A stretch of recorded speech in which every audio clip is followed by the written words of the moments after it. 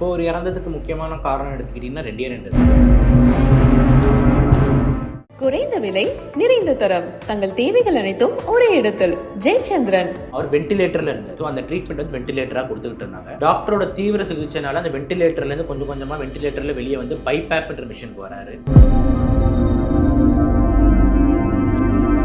வந்ததுக்கு அப்புறம் வந்து திருப்பியும் வந்து ஒரு பொதுக்குழு நிகழ்ச்சியில் சந்திக்கிறாங்க. நிறைய பேரை பார்க்கும்போது திருப்பி இன்னொரு தொற்று பட்ட இடத்துல படும்ன்ற மாதிரி திருப்பி இன்னொரு தொற்று அதே நுரையீரலில் ஏற்படுது.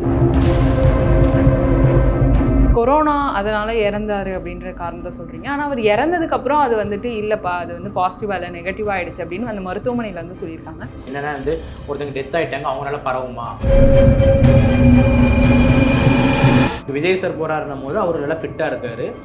கொஞ்சம் வந்து கம்பேரிட்டிவ்லி ஒரு மிடில் ஏஜ் மேன். எந்த உடல் உபாதைகளும் கிடையாது. சத்து, கிட்னி, லிவர் எல்லாமே நல்லா இருக்குது, ஹார்ட் நல்லா இருக்குது, இம்யூன் சிஸ்டம் நல்லா இருக்குன்னும் போது அவருக்கு ஒரு வைரஸ் வந்ததுன்னா அவருக்கு ஒரு ஜுரம், இரும்பல், சளி அப்படின்ற ஒரு 5-6 நாள்லேருந்து சரியாயிடும். ஆனால் அதே வைரஸ் சேம் வைரஸே வந்துட்டு அப்படியே வந்துட்டு நம்ம ரஜினி சாருக்கு வந்ததுன்னா அதே வைரஸ் அவருக்கு அதிகமாக்க வாய்ப்பு.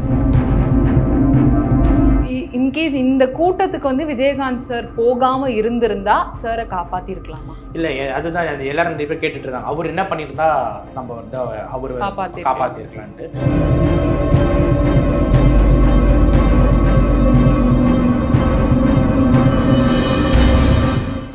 மின்னம்பலம் நேயர்களுக்கு வணக்கம். இன்னைக்கு நம்மளுடைய சிறப்பு நிகழ்ச்சியில் நம்ம கூட டாக்டர் சபரிநாதன் சார் இணைஞ்சிருக்காங்க. விஜயகாந்த் சார்னுடைய உடல்நிலைக்கு என்ன ஆச்சு, அவருடைய இறப்புக்கான காரணம் என்ன, அதை பற்றின விரிவான தகவலை தெரிஞ்சுக்க போகிறோம். வணக்கம் சார். வணக்கம் மேடம். வணக்கம் மேடம். சார் சொன்ன மாதிரி விஜயகாந்த் சார் வந்துட்டு பல ஆண்டுகளாக வந்துட்டு உடல்நிலை சரியில்லாமல் தான் இருந்தாங்க. அமெரிக்காவுக்கு போய் சிங்கப்பூர் இங்கெல்லாம் சிகிச்சை எடுத்துகிட்டு வந்தாங்க அப்படின்னு எல்லாமே தெரியும். ஆனால் இதுக்கான முக்கியமான காரணம் என்ன சார்? இப்போ ஒரு இறந்ததுக்கு முக்கியமான காரணம் எடுத்துக்கிட்டிங்கன்னா ரெண்டு தான். ஒன்று வந்து ஒரு 3 வாரம் முன்னாடி ஒரு ப்ரைவேட் தனியார் மருத்துவமனை மியாட் ஹாஸ்பிட்டலில் அட்மிட் ஆயிருந்தார். அட்மிட் ஆகும்போது பார்த்தீங்கன்னா சிவியராக வந்து அப்பியோர் நிமோனியா தான் அவருக்கு வந்திருந்தது. ஆனால் அந்த டைம் அப்போ ஃப்ளூ, அதாவது என்னென்னா பன்னிக்காய்ச்சல் சீசன். அந்த பன்னிக்காய்ச்சல்னால ஒரு நிமோனியா ஏற்பட்டிருந்தது. ப்ளஸ் கூடவே கொஞ்சம் பாக்டீரியல் இன்ஃபெக்ஷன்ஸ் லங்ஸில் இருந்தது. அதனால் சிவியராக நிமோனியாவில் இருந்தார். சிவியர் நிமோனியா போய் ஏஆர்டிஎஸ்ன்னு சொல்லுவாங்க, அக்யூட் ரெஸ்பிரேட்டரி டிஸ்ட்ரெஸ் சிண்ட்ரோமில் இருந்தார். அவர் வென்டிலேட்டரில் இருந்தார். ஸோ அந்த ட்ரீட்மெண்ட் வந்து வென்டிலேட்டராக கொடுத்துக்கிட்டு இருந்தாங்க. டாக்டரோட தீவிர சிகிச்சைனால அந்த வென்டிலேட்டர்லேருந்து கொஞ்சம் கொஞ்சமாக வென்டிலேட்டரில் வெளியே வந்து பைபேப்ன்ற மிஷினுக்கு வராரு. பைபேப்ன்ற மிஷின்லேருந்து கொஞ்சம் கொஞ்சமாக வெளியே வந்து ஆக்சிஜனுக்கு வராரு. ஆக்சிஜன்லேருந்து கொஞ்சம் கொஞ்சமாக வெளியே வந்து விதவுட் ஆக்சிஜன் வந்து அவர் மூச்சு விட்டு உட்காடுறாரு. ஸோ ஒரு பெரிய இன்சல்ட் லங்ஸுக்கு நடந்திருக்கு. ஒரு பெரிய ஒரு ப்ராப்ளம் லங்ஸுக்கு நடந்து அதுலேருந்து ரெக்கவர் ஆகி ஜஸ்ட்டு வராரு. வந்ததுக்கப்புறம் வந்து திருப்பியும் வந்து ஒரு பொதுக்குழு நிகழ்ச்சியில் சந்திக்கிறாங்க. நிறைய பேரை பார்க்கும்போது திருப்பி இன்னொரு தொற்று பட்ட இடத்துல படும்ன்ற மாதிரி திருப்பி இன்னொரு தொற்று அதே நுரையீரலில் ஏற்படுது. இந்த டைம் வந்து பார்த்திங்கன்னா போன டைம் பன்னிக்காய்ச்சலாக இருந்தது, இந்த டைம் கோவிட் கேசஸ் கொஞ்சம் ரைஸ் ஆகும்போது கொரோனா வைரஸோட டிரான்ஸ்மிஷன்ஸ் வந்து நடந்துகிட்டு இருக்கும்போது கொரோனா வைரஸ் வந்து பார்த்திங்கன்னா யாரெல்லாம் அந்த மாதிரி வீக்காக இருக்காங்களோ இந்த டைம் அவங்கள மட்டும்தான் வந்துட்டு கொஞ்சம் தாக்குதலை ஏற்படுத்துது. அதில் ஒரு பலியானவர் தான் நம்ம பார்த்திங்கன்னா நம்ம விஜயகாந்த் சார். ஸோ அந்த கோவிட் வைரஸ் இவருக்கு வந்த உடனே திருப்பி அதே ப்ராசஸ் மறுபடியும் சேம் ரவுண்ட் எப்படி அந்த ஃப்ளூவில் நடந்ததோ இன்ஃபெக்ஷன் லங்ஸுக்கு போது, திருப்பி ஒரு நிமோனியா, திருப்பி ஒரு ஏஆர்டிஎஸ்ன்னும் போது லங்ஸ்னால தாங்க முடியல. ஸோ ரெஸ்பிரேட்டரி ஃபெயிலியர் போய் ஆக்சிஜன் குறைஞ்சி அவர் வந்து உயிரிழக்கிறார். ஸோ இந்த மாதிரி தான் வந்துட்டு இப்போ நடந்த மெயின் ரீசன். உடல் உபாதைகள் நீங்கள் சொன்ன மாதிரி நிறைய இருக்குது. அதெல்லாம் வந்து அவரோட எதிர்ப்பு சக்தி குறைவுக்கான முக்கியமான காரணங்கள் இல்லைன்னு சொல்லலை. ஆனால் இப்போ ஏன் திடீர்னு இந்த மாதிரி ஆனதுக்கு காரணம் என்னென்னா இந்த 2 இன்சல்ட்டு தான். முன்னாடி 3 வாரம் முன்னாடி நடந்த ஒரு பெரிய insult plus back to back உடனே இன்னொரு இன்சல்ட் நடக்கும் போது இஸ் ஃபெயிலிங்.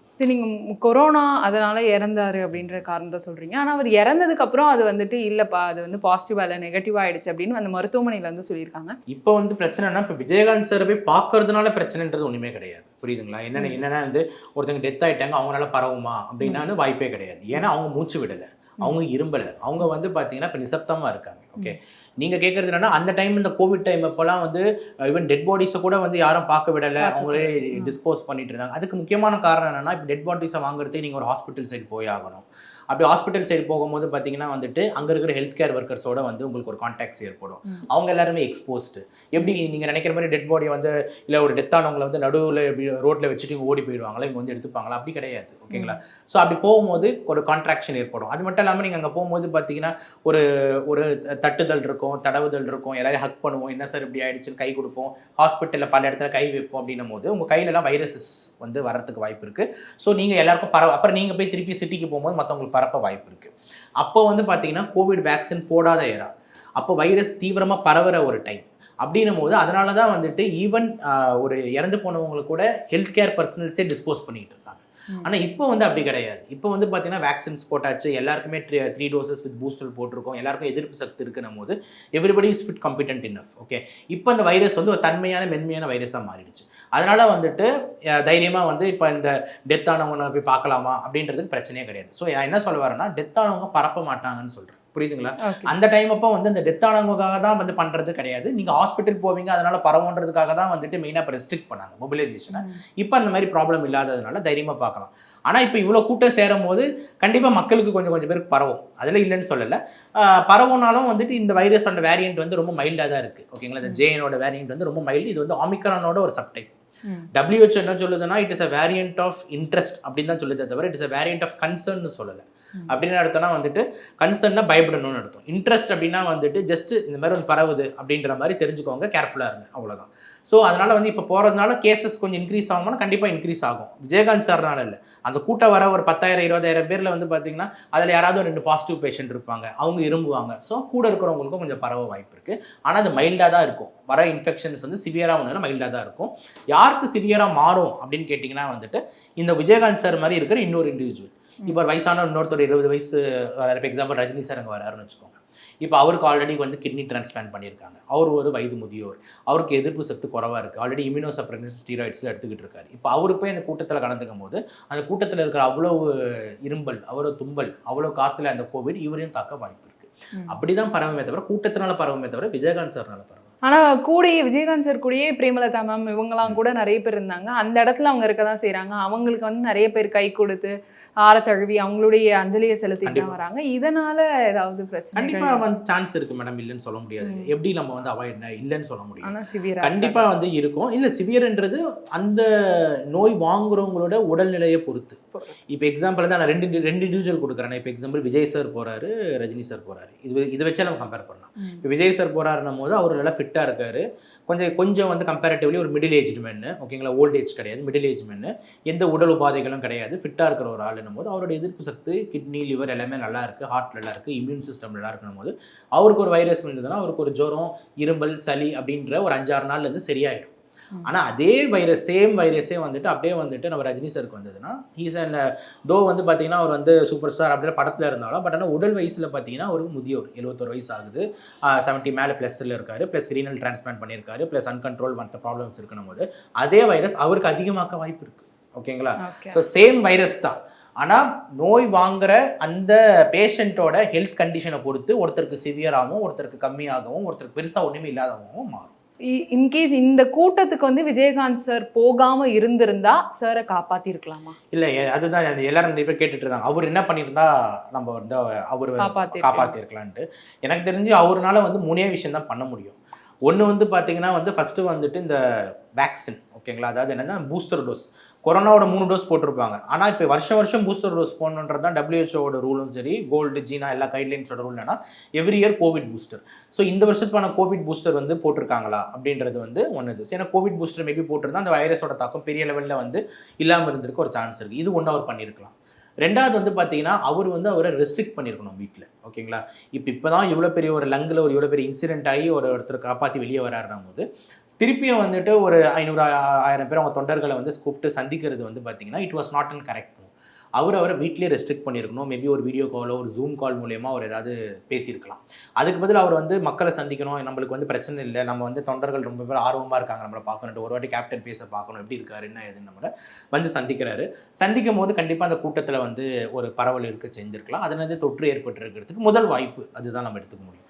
ஸோ இதை அவர் தடுத்துருக்கலாம். கண்டிப்பாக ஒரு வீட்டில் வந்து இருந்திருக்கலாம்.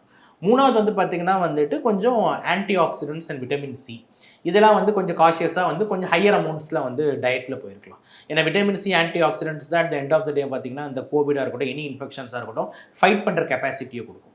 ஸோ டயட்டில் இந்த மாதிரி ஒரு சேஞ்சர் கொண்டு வந்துருக்கலாம். இது 3 தான் அவர் பண்ணியிருக்க முடியும். இதை தாண்டி வந்து என்ன மற்ற உடல் உபாதைகளுக்கு மாத்திரை கரெக்டாக மேடம் டைம் கொடுத்துருந்துருப்பாங்க. அதெல்லாம் பிரச்சனை இருந்திருக்காது. கூடவே கண்டிப்பாக ஒரு ஸ்டாஃப் நர்ஸ் இருப்பாங்க, அவங்க அதெல்லாம் மாத்திரைலாம் கரெக்டாக போட்டிருப்பாங்க.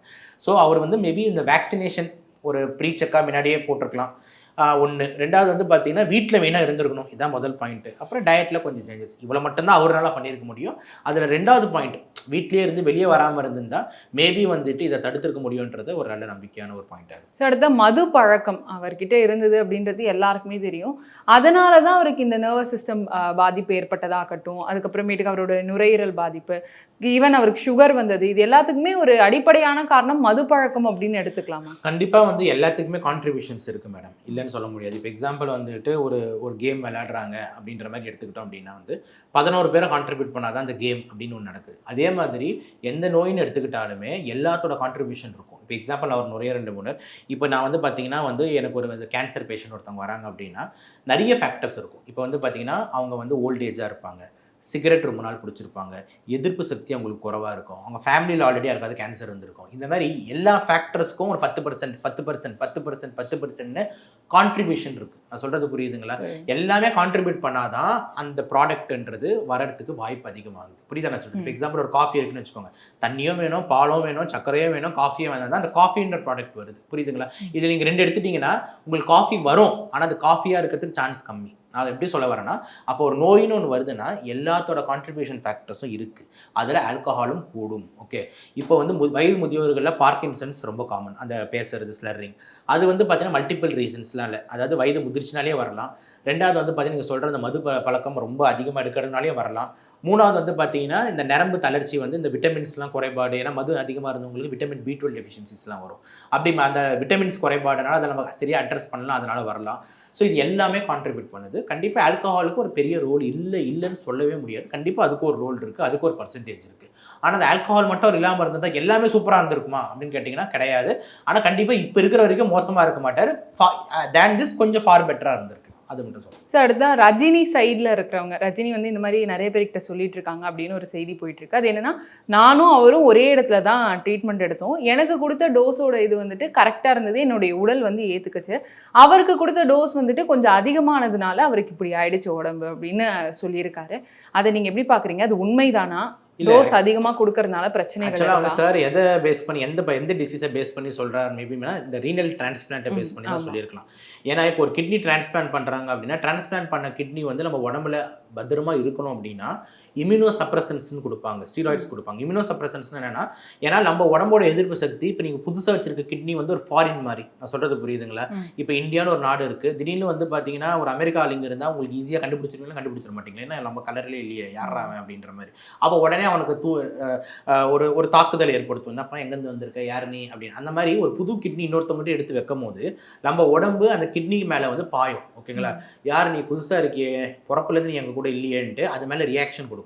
அப்போ நம்ம உடம்பை தட்டி வைக்கிறது. எப்படி எங்கள் அரசு வந்து அந்த எல்லாங்க அவங்களாம் நம்பால, இதெல்லாம் வந்து ஒரு சமூக நீதி நாடு அப்படி இப்படின்னு நம்ம பேசுகிற மாதிரி நம்ம உடம்பை வந்து அந்த மாதிரி தட்டி வைக்கிற வேலை தான் அந்த இம்யூனோ சப்ரசன்ட்ன்ற மாத்திரை. அந்த இம்யூனோ சப்ரசன்ஸ் என்ன பண்ணணும்னா நம்ம உடம்போட எதிர்ப்பு சக்தியை தட்டும். ரொம்ப இது பண்ணாதீங்க, அவன் இருக்கட்டும், அவன் இருந்தால் தான் நம்ம இருக்க முடியும் அப்படின்ட்டு தட்டும். அப்படி தட்டும் போது என்ன ஆகுனா நம்ம எதிர்ப்பு சக்தியை நம்மளே குறைக்கிறோம். புரியுதா நான் சொல்றது? அப்போ அது தட்டும் போது ஜென்ரலாகவே தட்டிக்கும். அப்போ புதுசாக வேற ஏதாவது இன்ஃபெக்ஷன் வந்தால் கூட என்ன ஆகும், நம்ம எதிர்ப்பு சக்தி கிளம்பாது. ஏன்னா அந்த எதிர்ப்பு சக்தியை நம்ம கொஞ்சம் கண்ட்ரோலில் வச்சிருக்கோம். அதனால தான் கிட்னி டிரான்ஸ்பிளான்ட் பேஷண்ட்ஸ்லாம் என்ன சொல்கிறோன்னா, முடிஞ்சிருக்க ஹாஸ்பிட்டல்ஸ் போகாதீங்க, கூட்ட நெரிசலில் போகாதீங்க, கேர்ஃபுல்லாக N95 போட்டுக்கோங்க, அதே மாதிரி வந்துட்டு மானிட்டர் பண்ணிகிட்டே இருங்க. இதெல்லாம் ஏன் சொல்கிறோன்னா, உங்களுக்கு ஈஸியாக இன்ஃபெக்ஷன் ஆக வாய்ப்பு இருக்குது அப்படின்ட்டு. ஸோ இந்த மாதிரி இம்யூனோ சப்ரசன்ஸ் வந்து பார்த்தீங்கன்னா எதிர்ப்பு சக்தியை குறைக்கின்றதுல மாற்று கருத்து. அப்புறம் இம்யூனோ சப்ரசன் டோஸ் வந்து அவரோட வெயிட்டை பொறுத்து இருக்குது. இப்போ எக்ஸாம்பிள் ரஜினி சாரும் விஜயகாந்த் சாரும் ஒரே வெயிட்டில் இருந்திருப்பாங்க. இப்போ மேபி ஒரு உடம்பு இழைச்சிட்டாரு, உடம்பு வந்து இல்லஸ்னால. ஆனால் ஒரு 3 இயர்ஸ் 4 இயர்ஸ் 5 இயர்ஸ் முன்னாடி பாருங்கள், கேப்டன்னாலே அவரோட கம்பீரம் பல்க்கு, அதுதான் கேப்டன் அப்படின்னு தெரியும். ரஜினி சாரா அவர் ஒல்லியாக இருப்பார், அதுதான் அவரோட பல்க்குன்னு நம்மளுக்கு தெரியும். ஸோ 2 பேருக்கும் வந்துட்டு பார்த்தீங்கன்னா மருந்தோட டோசஸ் அவங்க வெயிட்டுக்கு ஏற்ற மாதிரி கொஞ்சம் மேலே கீழே இருக்க தான் செய்யும். அண்டர்ஸ்டாண்டாக சொல்கிறது. ரெண்டாவது வந்து பார்த்தீங்கன்னா அவங்க ஒரு உடம்போட ஃபிசியாலஜி ஒரு மாதிரி. ஓகே, ஃபிசியாலஜினா இப்போ ஒருத்தர் வந்து பார்த்தீங்கன்னா வந்து சாப்பிட்டா நல்லா ஒத்துக்கும், இன்னொருத்தங்க அதே ஐட்டம் சாப்பிட்டா ஒத்துக்காது. அண்டர்ஸ்டாண்டா? ஸோ ஒருத்தவங்க உடம்போட மருந்தோட ரியாக்ஷன்ஸ் மாறும். ஓகே, ஆனால் மருந்துன்றது காமன் தான். ஸோ அவங்க ரியாக்ஷன்ஸ்க்கு ஏற்ற மாதிரி நம்ம டோசஸ் வந்து அப் அண்ட் டவுன் கரெக்டாக பார்த்து தான் கொடுப்போம். ஓகே, ஸோ இது வந்து ஒரு பிரைம் ரீசனாக இருக்க முடியாது. ஆனால் அந்த மாத்திரை எடுத்துக்கிட்டு இருக்காரு, இல்லைனா இந்த உடல் உபாதைகள் இருக்குது அதனால் அவருக்கு வந்ததுன்றது உண்மை. ஆனால் அவருக்கு அதிகமாக டோஸ் கொடுத்ததுனால தான் அப்படி வந்துருச்சு, எனக்கு கம்மியாக இல்லை. அதிக டோஸ் மீனா அவர் வெயிட்டுக்காக கொடுத்துருக்கலாம். புரியுதா நான் சொல்கிறது? ஸோ தட்ஸ் இட் தவிர பட் இது ஒரு மெயின் ரீசனாக வந்து கிடையாது. Even Rajini sir also can be like this. ஓகேங்களா? அவருக்கு இதே நிலைமை வந்து வரலாமே, வரக்கூடாதுன்னு சொல்ல முடியாது. ஏன்னா வந்து கோவிட்ன்ற ஒரு இன்ஃபெக்ஷன்ன்றது இந்த மாதிரி ஆளுங்களை தான் டார்கெட் பண்ணும். யாரெல்லாம் எதிர்ப்பு சக்தி கம்மியாக இருக்காலும் டார்கெட் பண்ணும். சார் பிளான்டாக சேஃபாக இருக்கார். சார் வந்து கொஞ்சம் பரவாயில்ல, நம்ம தொண்டர்களை பார்ப்போமேன்னு சொல்லிட்டு தைரியமாக வராரு. இவ்வளோதான் நம்ம வித்தியாசம். சார் அதுக்கடுத்து 2016 அவருக்கு உடம்பு சரியில்லை அப்படின்றத நம்மளால பார்த்துட்டே வர முடியுது. ஒரு குறிப்பிட்ட நேரத்துக்கு வரைக்குமே அவர் கொஞ்சம் நல்லா நீங்கள் சொன்ன மாதிரி பல்காக தான் இருந்தார். ஆனால் ஒரு குறிப்பிட்ட ஸ்டேஜ்க்கு அப்புறம் ரொம்ப இழைச்சிட்டாரு. இங்கே லாஸ்ட் மீட்டிங்கில் கூட ரொம்ப இழைச்சிருந்தாரு. அதை பற்றி நிறைய பேர் பேசினாங்க. இந்த உடல் இழைப்புக்கான காரணம் என்ன? இது கூட வந்துட்டு மரணத்துக்கான ஒரு அறிகுறியா? கண்டிப்பாக வந்துட்டு மரணத்துக்கான அறிகுறியாக வந்து எடுத்துக்கலாம். பட் ஆனால் வந்து என்னென்னா உடம்பு வந்து உருகிட்டே போகுது. ஏன்னா ஃபஸ்ட் டைம் உடம்புலேருந்து வெயிட் எங்கேருந்து குறையும்னா ஃபேட்ஸ் தான் முதல்ல போகும். அதாவது தேவையில்லாமல் இருக்கிற கொழுப்புகள் தான் அப்படியே கரைச்சிக்கிட்டே போகும். கொழுப்பும் காலி ஆகிடுச்சுன்னா அதுக்கப்புறம் தான் தசைகள் வந்து இருக்கிற இதெல்லாம் போகும். அப்புறம் தசைகளும் மிஞ்சிருச்சுன்னா அப்புறம் பார்த்தீங்கன்னா வெறும் எலும்பு மட்டும்தான் இருக்கும். ஓகேங்களா? அப்படி தான் வந்து நம்மளோட அப்புறம் வெறும் எலும்பு தோல் அவ்வளோதான் இருப்பாங்க. அப்படி தான் வந்து வெயிட் லாஸ் வந்து அப்படி தான் போயிட்டே இருக்கும். இது வந்து பார்த்தீங்கன்னா ஒன் டே ப்ராசஸ் கிடையாது. ஓகே, இப்போ இவருக்கு கிரானிக் ப்ராசஸ், ரொம்ப நாள் எடுத்துக்கிற ப்ராசஸ்.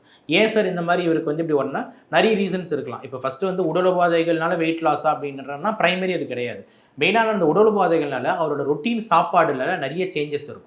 முன்னாடிலாம் கறி மீன் முட்டைன்னு சாப்பிட்ற ஆள் இப்போ அன்கண்ட்ரோல் சுகரு இதெல்லாம் வரும்போது வந்து பார்த்தீங்கன்னா அதுக்கேற்ற மாதிரி டயட் கொஞ்சம் பிளாண்டாக மாற்றுவாங்க. அப்புறம் அவருக்கே வந்து பார்த்தீங்கன்னா வந்து கொஞ்சம் இந்த கான்ஷியஸ்னஸ் லெவல் அதே மாதிரி இந்த பேசுறது இதெல்லாம் வந்து கொஞ்சம் சாப்பாடோட குவான்டிட்டி குறையுது. இப்போ எக்ஸாம்பிள் வந்துட்டு நல்லா சாம்பார் போடு இதை போடு கறி போடு அப்படின்னு இவ்வளோ சாப்பிட்ற ஆள் வந்துட்டு ஒரு 2 இட்லி சாப்பிட்டா பெரிய விஷயம்ப்பா, ஒரு கிளாஸ் பால் குடித்தா பெரிய விஷயம்ப்பான்ட்டு டயட்டோட குவான்டிட்டி கலோரிஸ் குறையுது. ப்ளஸ் வந்து அவருக்கு அன்கண்ட்ரோல் சுகர் இருக்குது. சுகர்லேயே வந்து பார்த்தீங்கன்னா வெயிட் லாஸ் ஆகிட்டே இருக்கும். இன்சுலின் கொடுக்க வெயிட் லாஸ் ஆகிட்டு இருக்கும். ஸோ இதெல்லாமே வந்து கொஞ்சம் கொஞ்சமாக வெயிட் லாஸ்க்கு ஒரு ரீசனாக இருந்திருக்கும். ப்ளஸ் மிக முக்கியமாக லாஸ்ட்டாக அந்த மியாட் ஹாஸ்பிட்டலில் வந்து அவர் அட்மிட் ஆகும்போது ஒரு 2 வீக்ஸ் கிரிட்டிக்கல் கேரில் இருக்கும்போது உங்களுக்கு தெரியும் சாப்பாடே இருக்காது. மெயினாக வந்து அந்த டியூப் வந்து மூக்கில் போட்டிருப்பாங்க. அதில் வந்து ரயில்ஸ் டியூப் வழியாக ஃபீடிங் தான் நடக்கும். ப்ளஸ் கிரிட்டிக்கல் இல்னஸ்னும் போது நம்ம உடம்புல அவ்வளோ மருந்து வேலை செஞ்சுக்கிட்டு இருக்குது, அவ்வளோ இன்ஃபெக்ஷன் போயிட்டுருக்கு, நம்ம உடம்பு இன்ஃபெக்ஷனை சண்டை போடுது, எல்லாத்துக்கும் ஒரு எனர்ஜி தேவை. நம்ம உடம்புல இருக்க எனர்ஜினை சக் பண்ணிகிட்டே இருக்கும். ஸோ நீங்கள் ஒரு ஐசியூவில் ஒரு 2 வாரம் இருந்துட்டு வாங்கலை, உங்கள் உடம்பு போயிடும். நான் சொல்கிறது புரியுது. அவங்க உடம்பு போய்ட்டுனா எல்லா ஆஸ்பெக்ட்லையும் வெயிட்டும் குறைஞ்சிரும், ஆளும் டயர்ட் ஆகிடுவீங்க. ஒரு மாதிரி அந்த ரெக்கவரி ஸ்டேட் ஆகிறதுக்கே பல மாதங்கள் ஆகும்.